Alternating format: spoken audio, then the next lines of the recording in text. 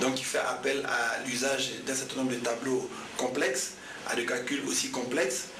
Et pour ce faire, nous avons jugé utile de toujours organiser ces séminaires pour parfaire non seulement les connaissances de nos agents, mais comme je le disais tantôt, de faire en sorte qu'ils ne soient pas en déphasage avec ces nouvelles interfaces d'Excel, dans la mesure où il y a des anciennes versions d'Excel qui sont en fait des versions dépassées et dont l'environnement est totalement différent du nouvel environnement d'Excel 2007-2010 par exemple. Ce séminaire d'une série d'autres se tient à quelques mois d'un scrutin législatif très attendu et dont certains des agents pourraient être piégés par la complicité de la biométrie. Regardez, si nous voulons... Fin des travaux hier à la Cité de la démocratie de l'atelier de validation des projets des lois types relatifs à l'établissement et à l'exploitation des infrastructures et des réseaux de communication électronique en Afrique centrale. La cérémonie de clôture a été présidée par Madame Kouya Florence, conseillère chargée de développement de l'économie numérique, représentant le ministre de la Communication, compte rendu Alain Christian Orula. C'est sur une note de satisfaction générale que les travaux de l'atelier de validation des projets de loi type relatifs à l'établissement et à l'exploitation des infrastructures et des réseaux de communication électronique en Afrique centrale ont pris fin à la Cité de la démocratie. Pendant 3 jours, les participants se sont longuement penchés sur le projet de loi portant sur le cadre juridique et institutionnel du développement des infrastructures, des réseaux et des services de communication électronique, également celui relatif au régime des activités de ces communications, puis le projet de loi sur le service universel et les mécanismes de son financement, sans oublier celui relatif aux fréquences radioélectriques, aux ressources en numérotation et celui relatif à l'interconnexion. Ainsi, il est parvenu à mettre à la disposition des gouvernements du pays une plateforme permettant de disposer notamment d'un cadre juridique et institutionnel homogène, des possibilités d'interconnexion des réseaux et services et des modalités d'accès à tous aux titres par l'institution des services universels. Cet examen de la situation, suivi de l'état actuel, nous a permis de tirer un certain nombre d'enseignements pour la réussite à terme de notre intégration régionale en matière d'électricité. J'ose espérer que toutes les remarques relevées durant cet atelier en matière de gouvernance sectorielle, de réglementation en population, de gestion du secteur des télécommunications, d'infrastructures et réseaux, seront des solutions pour l'incorporation des dispositions que nous avons proposées au public académique. Honorable, tout en souhaitant dans le meilleur effectif, je déclare clos les travaux de l'atelier de validation de l'avant-projet de loi de télécommunications de la communauté économique des États de l'Afrique centrale CEAC. L'objectif principal étant que la décennie 2010-2020 soit celle de la mise du haut débit à la portée de la grande majorité de la population. Aussi, clôture ce matin à Libreville de l'atelier régional de renforcement des capacités sur la révision des politiques des sciences, de la technologie et de l'innovation et des statistiques et indicateurs des STI en Afrique centrale. Reportage Richard Boubira, Léa Bifan. Internationales se sont côtoyés pendant 4 jours pour harmoniser ensemble une politique régionale permettant de renforcer les capacités nationales dans les domaines de la science, de la technologie, de l'innovation, des statistiques et des indicateurs des STI. Il me reste à espérer pour vous tous que dès votre retour dans vos pays respectifs, vous allez vous engager à introduire et ou à apporter les changements nécessaires pour que l'objectif atteint lors de cet atelier le soit aussi progressivement dans vos politiques nationales, intégrant les STI comme axe principal du développement durable du XXIe siècle. Il me sied donc de noter, mesdames et messieurs, la pertinence et le caractère édifiant des résultats auxquels les experts sont parvenus. Ces résultats constituent autant de pistes de réflexion qui seront assurément exploitées de façon cohérente et opérationnelle par nos gouvernements dans le souci ardent du développement de nos pays.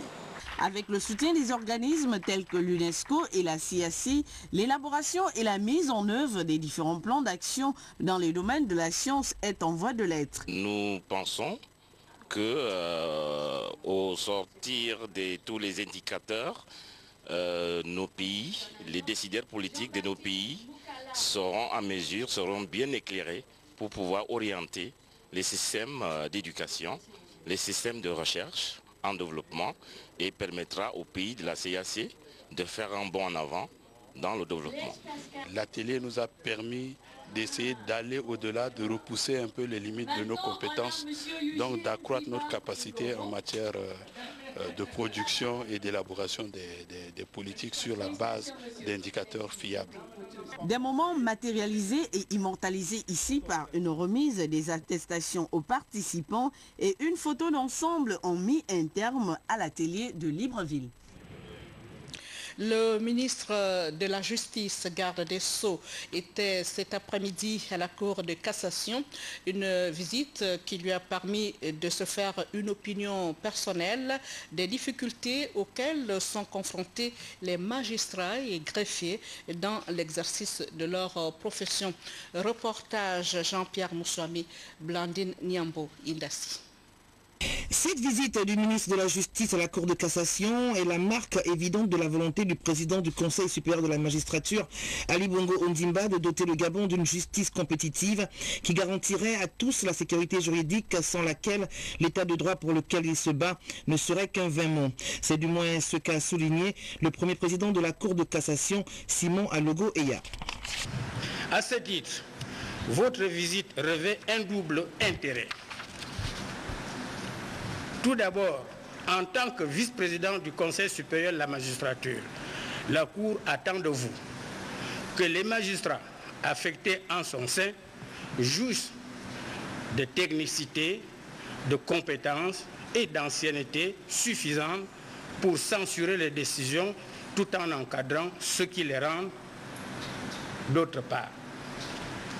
Enfin, de la même manière, la Cour qui se trouve à l'étroit dans ses locaux actuels, espère que les pouvoirs publics, avec votre appui, prendront en compte son besoin pressant de délocalisation. Cette visite a permis au ministre de la Justice, garde des Sceaux, Ida Reteno Assonoé, de se faire une opinion personnelle sur l'état des lieux. Le président a parlé, pour l'essentiel, de la formation des magistrats et des greffiers, de la délocalisation de ces services. J'ai pris bonne note, Monsieur le Président. Au terme de la visite, vous accomplissez votre mission dans des conditions particulièrement difficiles. Les échanges que j'ai eus avec certains d'entre vous m'ont largement édifié sur la délicatesse et sur la complexité de votre travail. Toutes ces réalités n'ont pourtant pas attamé votre ardeur. À la faveur de l'opportunité que m'offre cette cérémonie, je voudrais vous adresser mes félicitations.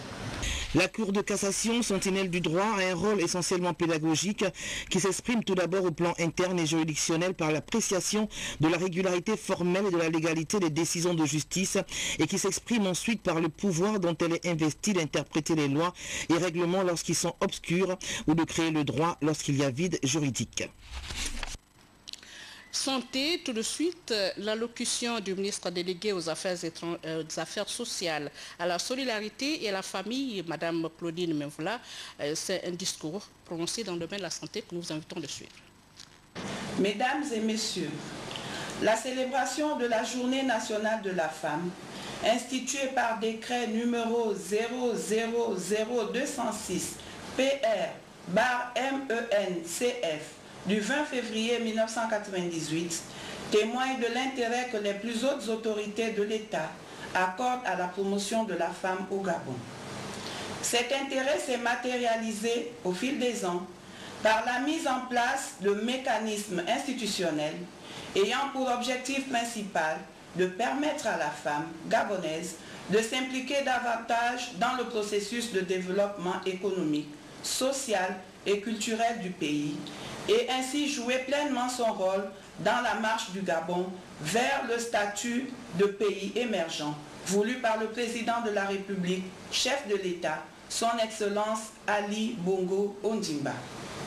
Le thème retenu pour cette 14e édition de la Journée nationale de la femme est « La contribution socio-économique des femmes pour un Gabon émergent ». L'occasion est une fois de plus offerte au gouvernement et à l'ensemble de la communauté nationale de magnifier solennellement la femme, cheville ouvrière de la famille et socle de la société. Cette allocution à l'occasion de la journée de la femme célébrée demain. Tout de suite, Libreville abrite du 16 au 19 avril les journées pédagogiques des sciences de la santé. Les journées que notre pays va organiser sont une opportunité pour les jeunes enseignants qui vont devoir améliorer leurs connaissances. Les enjeux de cette rencontre dans ce reportage de Marie-Josée Ndombi. 18e journée universitaire francophone pédagogique des sciences de la santé et le 3e congrès international francophone de pédagogie des sciences de la santé sont organisés par la faculté de médecine et de pharmacie de l'université des sciences de la santé d'Ovendo, en partenariat avec le CIDMEF, le CDF et la CIFEM. Une rencontre hautement scientifique qui va regrouper pendant 4 jours des éminences du monde médical et universitaire dont les discussions seront principalement axées sur la gouvernance universitaire. Pourquoi cette gouvernance? Parce que je pense qu'aujourd'hui, lorsqu'on a une institution comme la nôtre, le plus important, c'est de pouvoir s'arrimer aux objectifs que le gouvernement nous assigne, avoir une évaluation exacte dans le cadre de la formation des formateurs. Et ce point est un point important parce que dans nos pays, nous accusons une certaine insuffisance dans ce secteur. On a l'impression qu'on découvre la pédagogie. Effectivement, ce n'est pas qu'on la découvre, mais on voudrait tout simplement améliorer les méthodes d'enseignement et de communication avec nos étudiants. Les méthodes d'enseignement et de communication, d'abord entre nous-mêmes enseignants, parce que nous avons différents secteurs, différents départements, et nous ne pouvons pas aujourd'hui concevoir une bonne marche de faculté sans qu'il y ait des échanges.